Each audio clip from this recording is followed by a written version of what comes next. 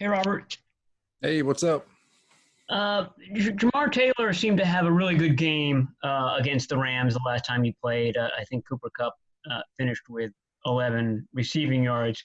What did you guys as a whole do well in that game to sort of limit that Goff Cup connection?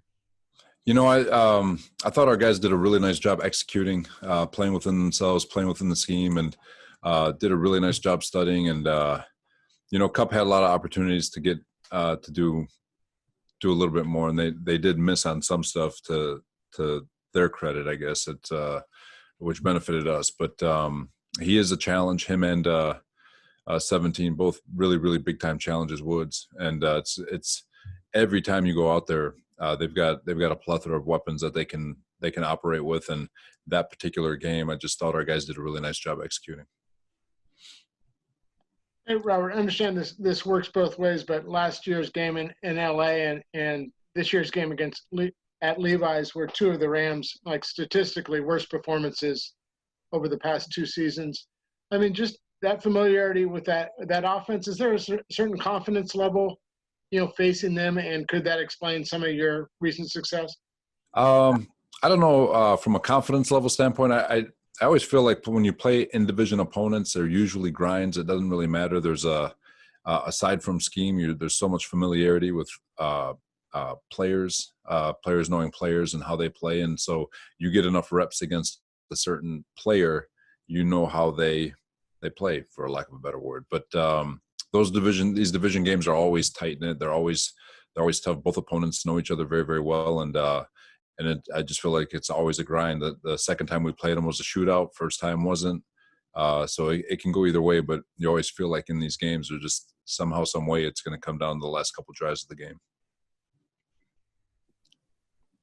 Coach, with so many guys on the COVID list, how are you adjusting your practice with especially the defensive line?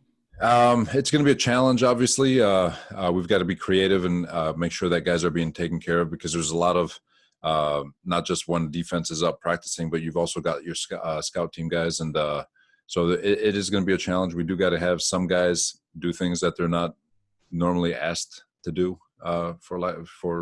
just for today. And once we get guys back, we can start practicing normal, but we'll be okay. We'll get things done, and people will get the work that they need to prepare. Robert, in the Rams game against Tampa, it seemed that Goff, he had the new left tackle there, and it seemed like they were going with the short passing game. 51 passes is a lot. What are you expecting to see from that passing? Is that something you're expecting to see again, just as they kind of get comfortable behind that new left tackle? I don't know about that. I think Tampa did such a great job stopping their run game. Their pass rush, Tampa's pass rush, is amongst one of the ones in football, and so the best way to defeat a great pass rush is to get rid of the ball pretty quick. And so I think Sean and his staff do such a great job with regards to presenting different challenges every week to their opponent and creating a game plan and a style at which they want to play. So if it becomes that, it becomes it. I mean, if they've played us many different ways. They ran the ball down our throat the first time we played them. The second time they ran a million boots, and then this game they mixed and matched some stuff that I thought they had chances at, that we got lucky on some, but we executed on others. But so you never know. You just got to go with the flow of the punches and make sure that we're ready to adjust on the sideline. Hi, Robert. This one's going to come in two parts. So one, the tackling metrics say that you guys have been near the top of the league this season. The tackling has been a lot better than even last season. Is that something that is also showing up on film? And two, with the bye, Fred mentioned that the tackling was good, but not as good against New Orleans. So with the bye, can you expect some fresh legs, or do you expect that to improve again here this week? So with tackling, team speed, teams that have great amount of speed will always end up in the top of the league, in my opinion, in terms of tackling. Especially with how much emphasis we put on it day in and day out with our tackling circuits and all the things that we do here. But the last couple of games haven't been our best. So hopefully after this bye week, we can get some of our legs, just like you said, to regain some of that speed. So that one step we need to make sure that we close in on a tackle and make sure we finish a tackle will be like it was the first half of the year. But yeah, I always feel like we have tremendous team speed, especially at that linebacker position, our D line coming out the stack, and we cover ground very, very quickly, especially when you got guys looking at the quarterback. You get an early break on the ball, and you've got a chance to close space as quickly as you can. Greenlaw does such a good job in tracking the corners, the safeties. Jimmy Ward is phenomenal as an eraser. He eliminates so many explosives because of his ability to tackle out of the middle of the field. So yeah, this group works very, very hard at that craft of tackling, and they take a lot of pride in each individual player. And so all of them have taken it upon themselves to improve year after year, especially Fred this offseason. He's been fantastic. So hopefully we can keep that going. Hopefully our legs coming back helps that out. And but the standard at which we tackle, it's got to maintain. Hey, Robert, a compulsory Thanksgiving question for you. What are your favorite Thanksgiving traditions when you get to have Thanksgiving, and what are your favorite foods? All right. I love it. Little baby. Got 6 of them at home, so I'm a child junkie. But you know what? Pumpkin pie for as my appetizer. I love pumpkin pie, so that's my little tradition is wake up in the morning and have a little piece of pumpkin pie. But God, there's not much we don't we like all of it. I'm not gonna lie to you. Just but to be thankful for all the fact that we get to have a good family dinner and just appreciate one another and have a good meal. So it's a great day to always remind yourself to be thankful for a lot. So. Robert, after reviewing the film, why did your defense play so much better against the Saints this year than last year? I mean, given how many points you gave up against that offense last year and the players you've lost since then, it might have been reasonable to expect your guys to give up like 8 yards a play as opposed to 4. Last year with New Orleans, I thought they did the speed at which they operated was a lot faster than I think even I anticipated. And so we had and it starts with me always. You want to eliminate as much gray area as possible, and you always want to put those guys in position to go play at their highest level. And so to do that, there's got to be a simplicity within checks, and so those guys can just line up and go play.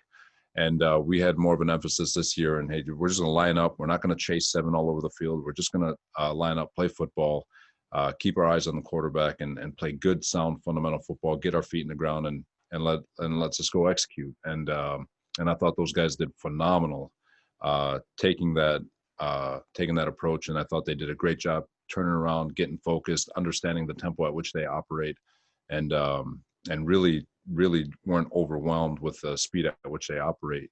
Even though it doesn't seem like much, those guys operate pretty quick especially with all the personnel changes that they have. It could get overwhelming for not only a defensive player, but for a coaching staff also. And I thought the guys did, from coaching staff to players, all of them, I thought they did a fantastic job handling all of it and executing. Coach, I think the last time we spoke with you, you said that things are really starting to click for Javon Kinlaw. He may be a step or two away from getting to the quarterback, and then he has that performance against the Saints. How did you assess his performance in that game? It always seems like it's a coincidence, right? We talked about it leading into that game, that it felt like he's just a step away. If he just keeps grinding, if he keeps doing what he's doing, he's going to start getting the production. And then you get a game where it clicks. He gets a sack and a half. He makes an unbelievable 3rd and 2 stop where he just absolutely destroys the guard. And he's active all over the football field. He's running. He's batting balls. He's active in the screen game. And so he's going to be special. He's got to continue with that mindset that I loved his answer when everyone asked about the sack. He said it's just one, and that's true. No one. The beautiful thing about professional football is nobody really cares about what happened the play before. We want to see the next play, and he takes that to heart. He knows that what happened the play before doesn't matter. He's got to operate and do the best he can on the very next play, and I love everything about him. He's going to be special. He's just got to keep that mindset. The last 2 for Coach. Robert, you mentioned just because of guys out on COVID and whatnot, you have to get creative today at practice. Can you provide specifics or if not specifics, generalities? I mean, do you have Robbie Gould at nose guard, or what you might have to do just to get through the practice? Well, no, I think defensively, the structure of the defense will be fine. But when we have to service the offense, you get in one of the fullbacks to play defensive end, just to something, just to make sure that we're guys are being put in different positions, just to make sure that the service look is as optimal as it can be without sacrificing the work that needs to get done on both sides of the ball. So offense coming on and over and playing some defense going over there playing some offense from a service look. But as far as defense and the structure of being able to practice and get our reps and work done for the game, I think we'll be fine. The last one. Robert, what went into the decision to have Tarvarius Moore and Jimmy Ward play safety together, and which one is more of the strong safety now, I guess, or do you have to make them more interchangeable in what they do? So to answer the second part, they're definitely interchangeable. So to get caught up on the strong safety, free safety thing will just it'd be a very, very long dissertation. But we wanted to get more speed on the football field, plain and simple. It's Tarvarius runs a 4.3. Marcel Harris is incredibly fast, and he plays extremely fast inside the box. And then obviously Jimmy, so versatile, frees up Jimmy to do a little bit more than just stay in the middle of the field. Also with Tart being out and moving Marcel to play more of that dime look, he's still a safety. It's a compliment more to allow Jimmy some freedom to go play more, to do more, and unlock some of the talents that he has, and then at the same time being able to utilize some of the strength that Timor has. So it's just trying to get our best 11 on the football field, try to get a little bit faster, and continue to work with it and see what happens. All right. Thank you, guys. All right. Thanks, everybody. Make sure you subscribe.